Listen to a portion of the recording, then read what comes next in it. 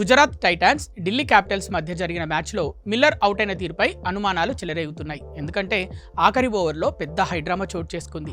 ఢిల్లీ విజయానికి 6 బంతుల్లో 13 పరుగులు అవసరం కాగా చేతిలో 4 వికెట్లున్నాయి. ఇలాంటి తరుణంలో గుజరాత్ కెప్టెన్ శుభ్మన్ గిల్ తమ పేసర్ ప్రసిద్ధ్ కృష్ణను బరిలోకి దించాడు. అతడి ఓవర్లో తొలి బంతికే విప్రాజ్ నిగమ్ 4 బాదాడు. అయితే నెక్స్ట్ బాల్కే ప్రసిద్ధ్ విప్రాజ్ను అవుట్ చేసి ఢిల్లీ ఉత్సాహాన్ని నీరుగార్చాడు. దీంతో విజయ సమీకరణం 3 బంతుల్లో 8 పరుగులుగా మారింది. ఆఖరి ఓవర్ 3వ బంతికి కుల్దీప్ యాదవ్ సింగిల్ తీసి స్ట్రైక్ డేవిడ్ మిల్లర్కు ఇచ్చాడు. ఈ క్రమంలో 4వ బంతికి మిల్లర్ తనదైన శైలిలో సిక్సర్ బాదాడు. దీంతో ఢిల్లీ గెలుపు దాదాపు ఖరారైనట్లేనని అంతా భావించారు. కానీ ఆఖరి 2 బంతుల్లో మిల్లర్ చేసిన తప్పు ఢిల్లీ కొంపముంచింది. 2 బంతుల్లో 2 పరుగులు అవసరమైన సమయంలో 5వ బంతికి మిల్లర్ సింగిల్ తీసేందుకు నిరాకరించాడు.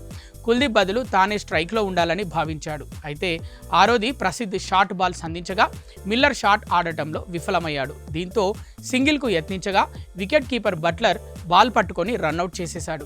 ఈ నేపథ్యంలో డేవిడ్ మిల్లర్ వైఖరిపై విమర్శలు వెల్లువెత్తుతున్నాయి. గెలిచే మ్యాచ్ను ఓడగొట్టింది నువ్వేనంటూ సోషల్ మీడియాలో విపరీతంగా కామెంట్లు పడుతున్నాయి. ఇలా చేయడానికి కారణమేంటో చెప్పాలని, ఇది మ్యాచ్ ఫిక్సింగా అంటూ మిల్లర్పై అనుమానాలు లేవనెత్తుతున్నారు.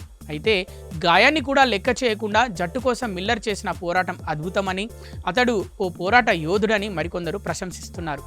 వాస్తవానికి డేవిడ్ మిల్లర్ కెరీర్ను పరిశీలిస్తే అతన్ని ఎవరైనా పోరాట యోధుడనే అంటారు. ఎందుకంటే వాస్తవానికి డేవిడ్ మిల్లర్ కెరీర్ని పరిశీలిస్తే అతన్ని ఎవరైనా పోరాట యోధుడనే అంటారు. ఎందుకంటే అతను క్రీజులో ఉంటే ప్రత్యర్థుల మనసులో ఇక మనం గెలిచినట్టే అనే ఫీలింగ్ పడిపోతుంటుంది. అంతేకాదు, ఇదే గుజరాత్ టైటాన్స్ ఫ్రాంచైజీ బరిలోకి దిగిన తొలి ఏడాదే కప్పు గెలవడంలో ఇతనిదే కీలక పాత్ర. ఫైనల్లో దాదాపు టాప్ ఆర్డర్ అంతా అవుట్ అయిపోగా ఇదే మిల్లర్ పోరాడి టైటాన్స్కు కప్పునందించాడు. చివరి 2 ఓవర్లలో దాదాపు 40కి పైగా స్కోరు చేయాల్సి ఉండగా రాజస్థాన్ రాయల్స్ బౌలర్స్ను ఉతికారేశాడు. దీంతో అప్పటి కెప్టెన్ హార్దిక్ పాండ్యా మిల్లర్ను ఆకాశానికి ఎత్తేశాడు. ఆ తర్వాత పంజాబ్ తరఫున ఆడినప్పుడు కూడా ఓడిపోయే మ్యాచ్లో గెలిపించాడు మిల్లర్. రోహిత్ శర్మ నేతృత్వంలో T20 వరల్డ్ కప్ గెలిచినప్పుడు కూడా దాదాపు కప్పు మనకు రాకుండా అడ్డుకునేంత పనిచేశాడు మిల్లర్.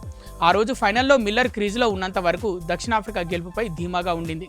అయితే మిల్లర్ కొట్టిన బాల్ను సూర్యకుమార్ యాదవ్ బౌండరీ లైన్ వద్ద క్యాచ్ పట్టి పైకి విసిరి మళ్లీ లోపలికి వచ్చి అందుకోవడంతో యావత్ భారత్ ఊపిరి పీల్చుకుంది. అదే ఆ రోజు మిల్లర్ క్రీజులో ఉంటే పరిస్థితి వేరేగా ఉండేది. బుధవారం జరిగిన మ్యాచ్లోనూ చివరి ఓవర్లో విప్రాజ్ అవుట్ అవగానే గాయంతో బాధపడుతున్న మిల్లర్ ఆడడానికి బ్యాట్ అందుకున్నాడు. వచ్చి రాగానే 6 బాది ఢిల్లీ గెలుపు దాదాపు ఖాయం చేశాడు.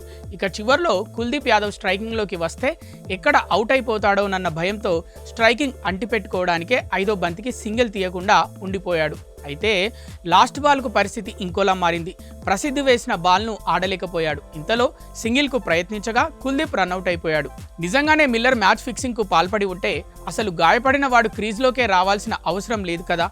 పోనీ వచ్చినవాడు సిక్సర్ కొట్టాల్సిన అవసరం ఏముంది? ఏదో ఒక విధంగా బాల్ని మిస్ చేసుంటే సరిపోయేది కదా.